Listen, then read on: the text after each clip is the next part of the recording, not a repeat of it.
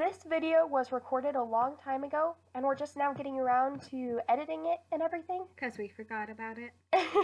Yeah, but unfortunately, we're still in quarantine, so it still holds true. I Yep. hope this can give you some book recommendations to keep your time occupied.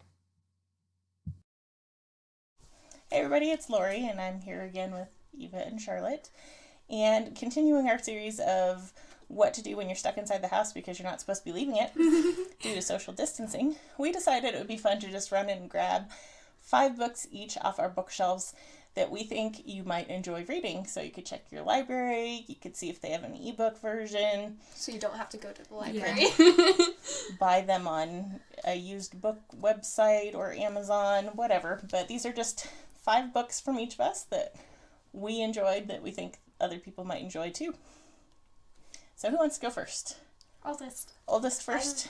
I'm always going to be in the middle. Okay, I'm going to start with my youngest age group. So one book that I think you might enjoy if you haven't read it is The Egypt Game by Zilpha Keatley Snyder. This is a book that I read when I was a kid that we found at the library, I don't know, 4 or 5 years ago. It was quite a while ago. And we did it as a read aloud, and these girls enjoyed it so much that I got us a copy of it. It basically is a group of kids that decide they want to pretend they're Egyptians, and then there's some mystery stuff going on too. So it's fun. I would say this is probably great for upper elementary grades, 3rd, 4th, 5th, or older, obviously, because I still enjoy it now. Okay, next oldest. Okay. The first book I have is also probably middle grade. It's Flora and Ulysses by Kate DiCamillo. And this is about a squirrel that gets vacuumed up and has superpowers eventually. I still need to read this book. Yes, you do. Yes. It's part words and part comics, so that's fun too. And it's just a really lighthearted, cheery book about, like, forgiveness and stuff. So I really love this book. My first book is like Eva's. It is middle grade-ish. And it is part words, part comic, which is awesome. And it is The True Meaning of Smekday by Adam Rex. And this is what the movie Home is based on. Except it's a lot very different. For example, O is called J-Lo. So that's fun. But it's basically just a stream of consciousness by Tip about what really happened to her. And it's hilarious. It is very funny. There is a little bit of, like, coarse language in it. And rude humor. And, that our dad found really funny, and I was like, yes. Help me. Yeah, so if that would upset you in some way, I would skip this one or wait till your kids are a little older. I would say this would be more like late elementary school to junior high appropriate. Okay, my next one is a book that probably would qualify as YA. It's old enough that I don't think YA really existed back in the day. But that's one of my very favorite books of all time, and it's actually a trilogy. The Harper Hall trilogy by Anne McCaffrey, and this one is the first one, called Dragon Song. So basically, the premise of these books are part of the world of Pern, and on Pern there's this threat in the sky, and they develop dragons to clear this stuff out of the sky. But their whole culture is passed on through song, so Harpers are very important to society, but Harpers can only be men, and so this book follows a young girl who has a lot of musical talent, but just happens to be a girl, and how being a girl and being a good musician affect her life. So there's 3 books. The third one isn't really so much about her anymore. It's about another young person, but I have read these so many times, it's kind of ridiculous, but I never get tired of them. I read it, like, the first one a little bit, and then accidentally destroyed it in the car and have been too scared to read it again. Might have been my worst bout of yelling ever. Don't destroy her favorite book. No, not a good idea. My next book is The Secret Garden by Frances Hodgson Burnett, I think is how you pronounce it. But this is an illustrated edition, and I love pictures, so that helps too. But the story is just really sweet, and it's about, it's sort of about just finding hope. There's a little girl who has to move to an uncle's. Her uncle, I believe. Yeah, an uncle's house, and he's like really reclusive, I think, and doesn't talk to anybody. But she finds this garden and this crippled boy, and things go from there. It's probably middle grade. Yeah, I mean, it's a classic. Yeah. It's a children's classic. So I would say, again, this would be one you could read aloud with younger kids, but probably, you know, in the mid-elementary ages would be probably about the best age to read this. And this is a copy that I had as a small child, so it's an old book. And pictures. And it has pictures. My next book is also kind of a classic. I think so. It's from the Mixed Up Files of Mrs. Basil E. Frankwiller by E. L. Conisberg. Conisberg. I don't know. Is it Conisberg? Konigsberg. I'm not I just sure don't how try to pronounce it. authors' names because I usually get them wrong. But it's about two siblings who run away from home with a couple of packed music cases, like instrument cases, and they live in the museum for a few weeks, I think, and they don't get caught, and it's really a cool story, one you should definitely never try. But it helps you escape. Yeah, it's a fun one to read. And it's probably middle grade again. So now we're moving into my more adult style books. So the first one I want to talk about is called In God We Trust, All Others Pay Cash by Jean Shepherd. This is the book that the movie A Christmas Story was based on. So it's kind of fun.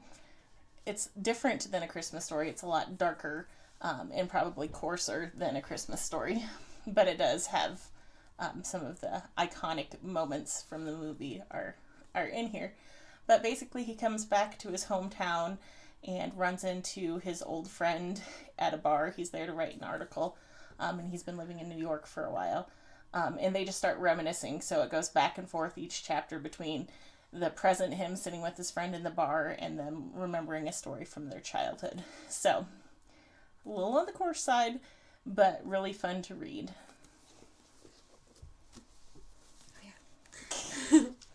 The next book I have is called The Mystery of the Clockwork Sparrow by Catherine Woodfine. And this is a trilogy. Actually, I think it's a quartet. Yeah, I think there might be 4 of them. So it should keep you busy at least a little while, depending. It's a series. How Yeah, about that? it's a series. Depending on whether you read as slow as I do or as fast as Charlotte does, this might last you a while.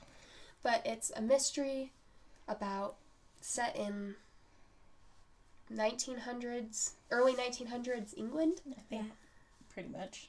Yeah. And they're just amazing mysteries. They're really fun to read. The characters are awesome. This is probably young adult?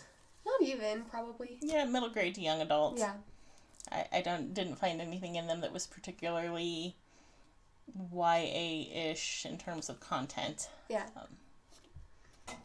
But yeah, these are very good series. And is this one with the girl detectives? Yes. Those. Okay, yes. Sophie 2 girl and detectives. Lillian. Yes. Sometimes it's hard for me to remember a particular book series. My next book is amazing. We love it so much. It is The Thief Lord. The Thief Law. The Thief Lord by Cornelia Funk, and it is about 2 brothers who run away from their aunts, I believe, and they get mixed up with a bunch of young thieves, and along the way they run into a kind but slightly eccentric inspector, and also a really, really strange collector. And the main goal is a carousel of youth, I believe. Yeah. And Seems it's like it. set Yeah. in Venice, and it's Yeah. it's such an amazing setting. It's got a very good setting. And Victor gets the detective. Has turtles. Yes. And he's amazing.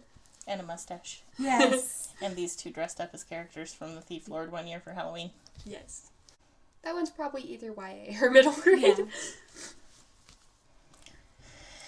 It's a hard line, Oh, YA yeah. versus middle grade. Yes. Okay, I've got an adult Catholic mom book next. And that is called Bless Me, Father, For I Have Kids by Susie Lloyd. I think this is the second one. I know I used to have her other book, but I can't find it now, called Please Don't Drink the Holy Water. So it's just a funny novel written by a Catholic mom of a whole bunch of girls, just about life. So I really enjoy these books. She's a homeschooler and a mom of 7. I think maybe the last one might be a boy, but she's got a lot of girls. I can relate to the girl thing. It feels like a lot of girls. Only like 2 and 3. Ones that Sort don't of. like I keep others. importing extras. I don't know. So, anyway, I really enjoyed both of Susie Lloyd's books. They're very funny. She's got a great sense of humor. The next book I have is The Lightning Thief by Rick Riordan.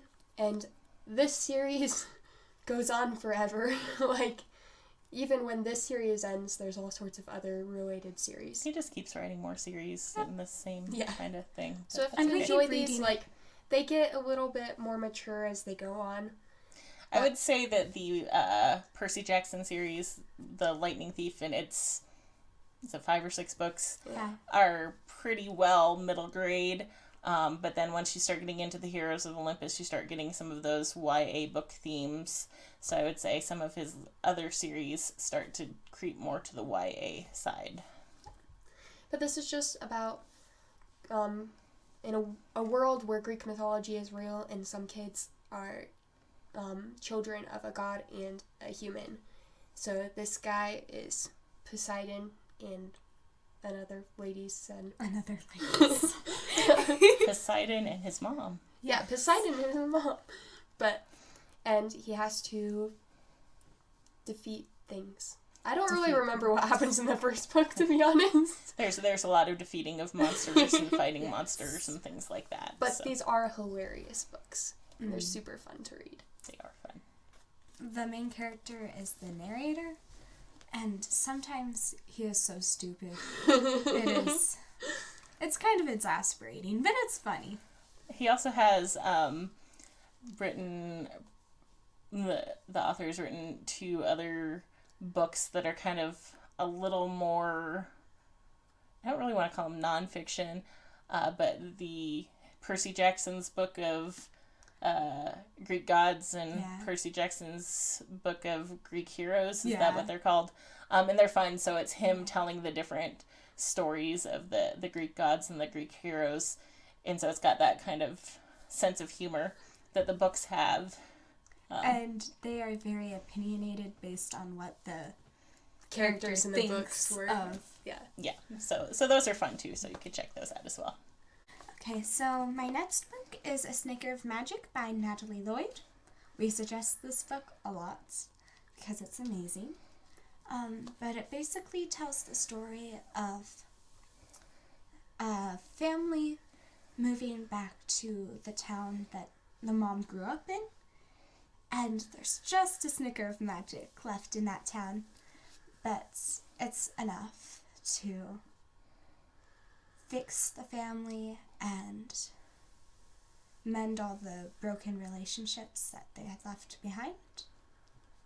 So it's really a sweet, funny book with And- lots of ice cream. And I love the cover. The cover is really good, and I would say this is in that middle grade area. Definitely still fun for older kids, but it would be accessible to that, 3rd through 5th grade pretty easily. Okay, we're getting to our last book each, so I decided to go with a nonfiction book, and that is A Walk in the Woods by Bill Bryson. I'm going to give another warning that there's some, like, crude humor and crass language and that sort of stuff in here. But basically, it's about the author's experience walking the Appalachian Trail. He and a friend decide to walk it. He recruits a friend to go with him. Just to experience it, and it talks about, there's a lot of like history of the Appalachian Trail and where it's, you know, like where the idea came from, a lot of like natural history about the types of trees and animals, a lot of stuff about, you know, living in the wilderness and camping out. Not that I want to do any of those things, but it was fun to read about. Definitely, I don't want to go do this, but do I feel like I learned something by reading this? Yes, I do. My next book is Harry Potter. This will keep you entertained for a while. If you have read it, it's awesome to read again. It's about this boy. It's about Harry Potter. Yeah, it's about Harry Potter. I think y'all know about Harry Potter by now. He becomes a wizard. It's amazing. Harry, Yes. you're a And- wizard. It's like middle grade-ish. Yeah, I mean, they get darker as they get a little later into the series, but if you aren't opposed to Harry Potter, which I know some people are, we're not opposed to Harry Potter in this family. It's a great one to reread when you're trapped in the house. Because it'll keep you busy for a while, and you probably already have it in your house. I'm guessing most of you have a copy of Harry Potter somewhere. This one you're not going to have a copy of. No. Oh no. My last one is one that I suggest a lot. I'm very repetitive. It is The Shadow of the Bear by Regina Doman. It's the first in a trilogy, and the entire trilogy is just amazing. It's modern day retellings of fairy tales.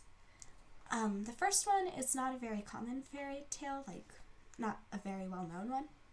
It's based off of Snow White and Rose Red. Which I don't think of as an uncommon fairy tale because it's one that I had a book of as a child. Yeah, but I haven't heard of it, really. none of my friends, when I rant about this, are like, oh, I know that one. They're like, what are you talking about? Snow White and the Seven Dwarfs? And I'm But there's also Snow White and Rose Red. like, yes. Oh, I had the book growing up. It seems like a normal one to me. But it's about two sisters who make friends with a slightly mysterious guy, and just being friends with him gets them in a lot of trouble. But in the end, it all turns out well, because it's a fairy tale retelling. And I'm a sucker for a happy ending. That one's definitely more on the YA side. Yeah, that one is a YA book for sure. Not this like middle grade or YA thing. Yeah. It's got some heavier themes that are more appropriate for the teenage years than elementary ages. But it can get really deep and thought-provoking, so it's nice. Okay, so there are 15 books that you could go check out. Keep in mind some of these are targeted at different audiences, so not everybody's going to like all of these books. We just thought it would be fun to grab some books off our shelves. So if you enjoy videos where people talk about books a lot, feel free to subscribe below. We would love to have you back, and I guess we will see you in our next video. Thanks. Bye.